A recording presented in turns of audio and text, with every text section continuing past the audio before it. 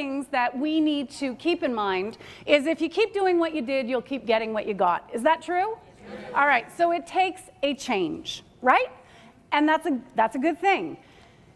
We can't get to there, wherever there is, that place, that mysterious place that has more travel, more self-care, more me time, unless we know where here is. Does that make sense?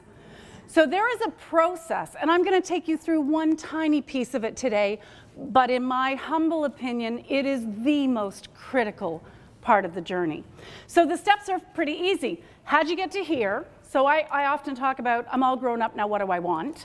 Okay? Where is here? What's wrong with here? Where's there? And why does there look so good? That's important because sometimes we can find a little bit of there here. Does that make sense? And then how do we bring more there into here? That's the goal, right? One of the first steps that I do in executive coaching is I do something called core motive. Core motive is why we do what we do. And I'll give you a taste test, a dégustation, as we say in Montreal, which is what you do with wine, not psychodynamic assessments, but there you go. Core motive is the study of why we do what we do, because the belief is that if you know why you do what you do, you can do what you do better, faster, more effectively. Does that make sense?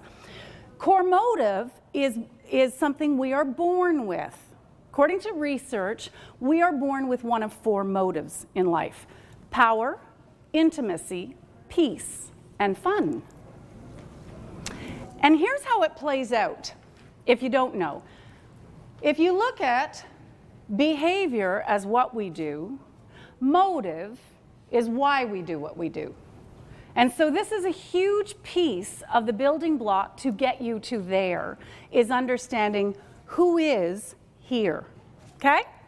Core motive is a study of what fuels you. So very quickly, on your handout in a black bar, there is a URL. So take out your phones, type in GlynisEdivine.com/APC19, and it will take you directly to a screen that looks like that. And there's a block that says take the test. Now here's the deal, 45 questions.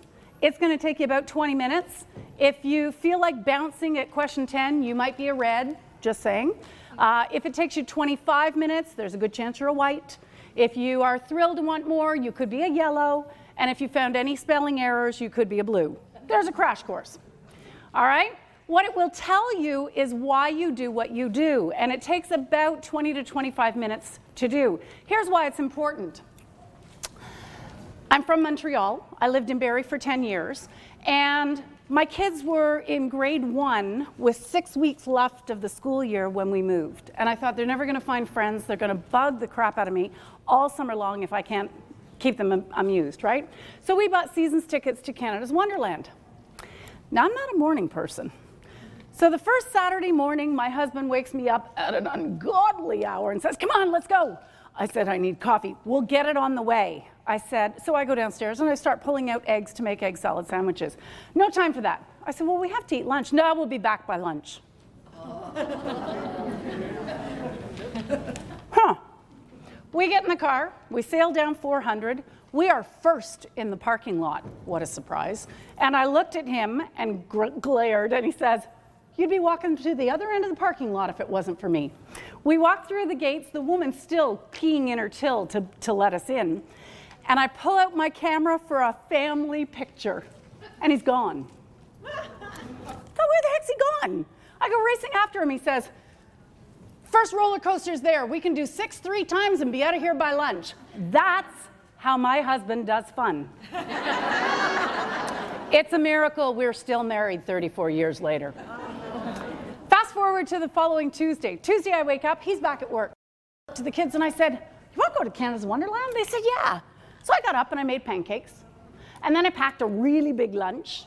And about 11 o'clock we got on the 400, got within about an exit of Canada's Wonderland, and I looked at the kids and said, if we keep going, we could go to SeaWorld. You want to go to SeaWorld? They said, yeah. And we had a lovely day. And I have lots of pictures to prove it.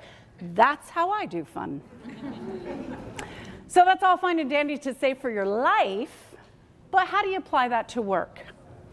So I'm sitting at a table, 4 colleagues around me. One of them, who's at the back of this room, stands up and says, "We need to eat. Everybody likes pizza, right?" And she walks out. My friend Paul says, "Was that even a question? Is there anybody gluten intolerant? Anybody vegan? We can do half and half, right?" So he starts polling the masses. Who needs to be included? I look at my friend Susanna. She takes out a bag of almonds. She's eating them. "So what are you doing?" She said, "I'm eating almonds."